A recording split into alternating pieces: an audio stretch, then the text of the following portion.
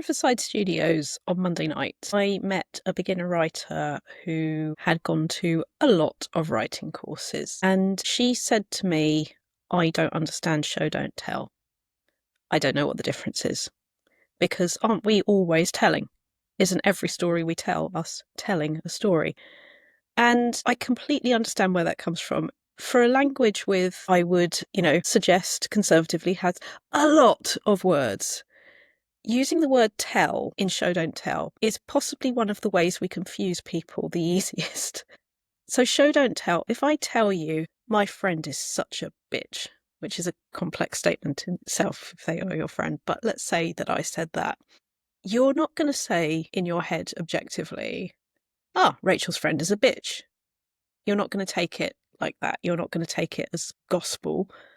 It's not going to be literal truth. You're going to immediately know that what you're hearing is not, it might be true, but it's not objectively absolute truth. It's one person's opinion, and it may be a bit true, or it may be a lot true, or it may be not true at all. Who knows?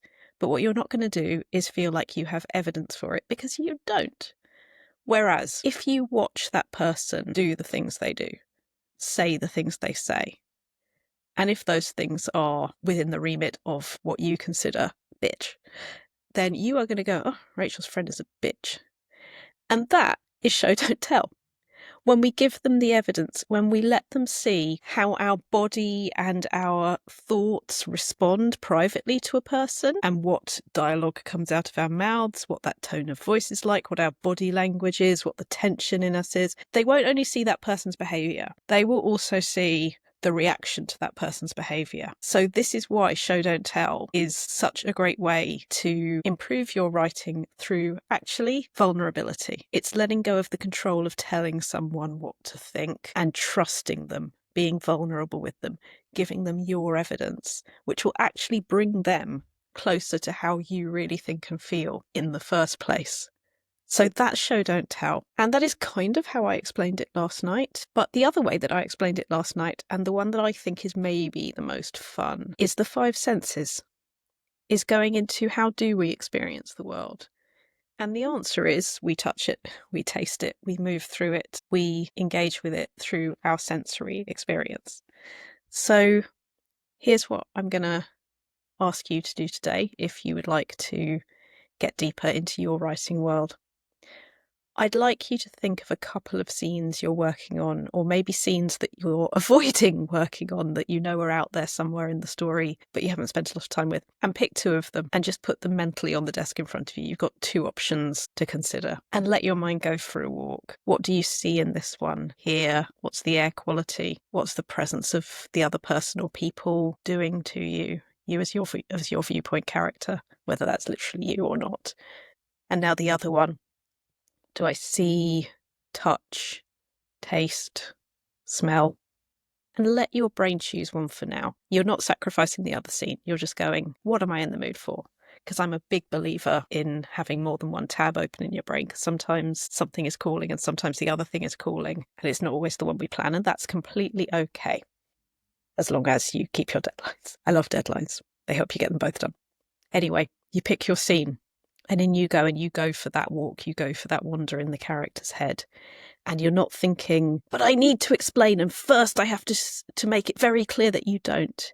You have to do something far harder that we all avoid doing with all of our stress and our honourable overwork and overwhelm and burnout. The thing that we're avoiding is being in the moment. Be in the mind, be in the body. You don't have to tell the reader anything. You don't have to make anything clear to them. You have to trust them.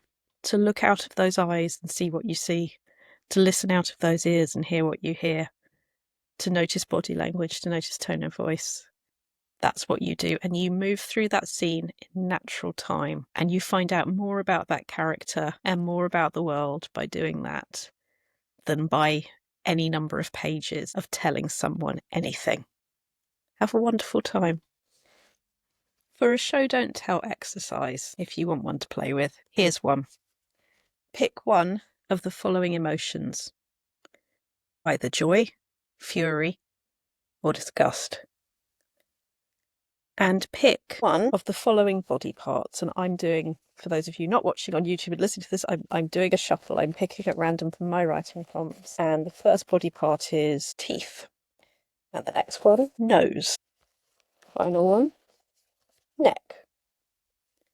So you've got 3 emotions to choose from. And you've got 3 body parts to choose from. And to help you get into the brain and world of that viewpoint character, I'm going to ask you to get them to be having that emotion in that body part. Maybe there is somebody who experiences anger in their neck. Maybe that's where all the tension is.